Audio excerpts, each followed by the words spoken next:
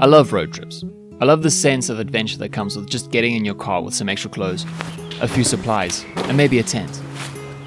It's one of those things that still makes me giggle like a child, and also it lets my mind wander. Of course, we can't constantly be road tripping. Well, not unless you're one of those RV people. If you are watching this in an RV, hi. That's really cool. Where are you going? For the rest of us, we have VR. Swifter1243 and his friends Monty and Reddick made a particularly interesting Beat Saber track. Swifter themselves describes it as a piece that I can only describe as the next step. Now, that's high praise, but I think it's warranted.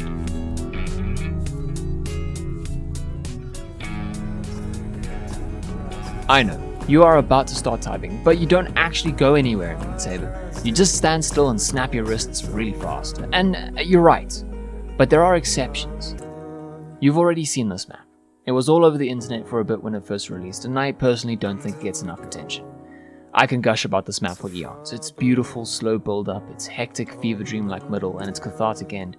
You get to experience a whole trip in just over 5 minutes. More than that, I love the design choices. There's obviously oodles of effort that's been poured into this map. We're going to take a look at some of the different story elements that were made for this, and see why I gush about this map so much. First, the ocean that you're standing in. It's just a wall that's laying flat, and that's an easy choice, but it's the ocean. It looks amazing, and it makes you feel safe and calm. Secondly, the note blocks, floating on the ocean current, slowly coming towards you. The direction indicator sounded off slightly from tumbling in the ocean waves. Yes, that'll do. Lastly, and most importantly, the environment.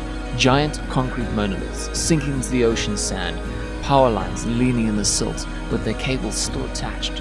The stunning buttes on either side, they all tell us where we are.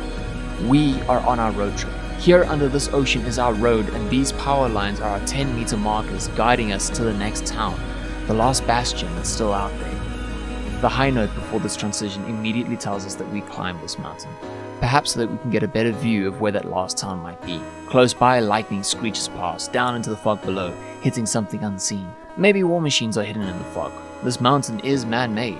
Our foundation is tilted awkwardly, the stones square and nothing like the mountains we see in the distance. The note blocks have chunks blown out of them. That glow doesn't look good. I love this scene. I love that we know we're flying because of the wide cuts that we have to make. The note blocks swooping in from far away also brings your attention to these large, brutalist structures taking up every part of your peripheral. This is the one and only time we see the bombs being used in the map, and the bright flash as they explode invokes the feeling of watching a nuke go off. The world is filled with glass from those brutalist structures from earlier. A sudden change in cutting patterns, and a forest. We're running now, possibly through the last forest left on Earth. Even so, there are man-made structures strewn about. We're not chasing anything. Instead, it feels like we're running from something. Like the heat wave that melts everything before the shock wave, we don't see this explosion. It just engulfs us. The brilliant oranges and purples give credence to just how big this explosion was and how chaotic they can be. Fast and hectic cuts with the world that is cut in two by the bombs we saw earlier.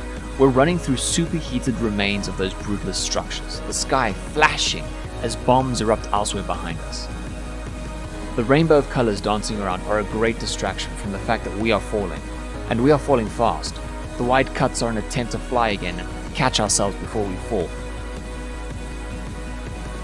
And here we land. Back in our stunning ocean, it instantly calms you. We know this. It's safe here. The note blocks have no direction on them, they're sanitized, perhaps from the bombs or maybe from age. Who knows how long we've been on this road trip for. Our beautiful buttes are nowhere to be found. Instead, we have jagged and storied shale, the power lines that we were using as a guide, who once promised us that they would lead us to a civilization still standing, curve away from us. But this is where we wanted to be. Our road trip doesn't have to end just because we've run out of road. For now, it's evening. We should stop. Rest a bit. Our road trip will continue in the morning. I love storytelling done in this medium. There's no exposition from characters informing you of how the world has ended, it's just that it has. There are small hidden elements that might give clues as to what really happened, but they never really tell the full story. And that's perfect. Every interpretation can be correct. The story you see in this map may be different from the story that I see, but that's awesome. There are these interesting questions to ask. In the flying scene, are we a bird that accidentally sets off the bombs? When we're in the mountain scene, the big glow from across us, is that the explosion of those bombs? Are we always the same entity, or do we swap between different things from each scene? The boats is in the first scene and in the last. Does that mean we didn't travel too far? Instead, we climbed the mountain, saw the explosion, decided to GTFO. There's probably many more questions that we could ask and speculate about it, and that's why I love art and philosophy. Never answers, only more questions.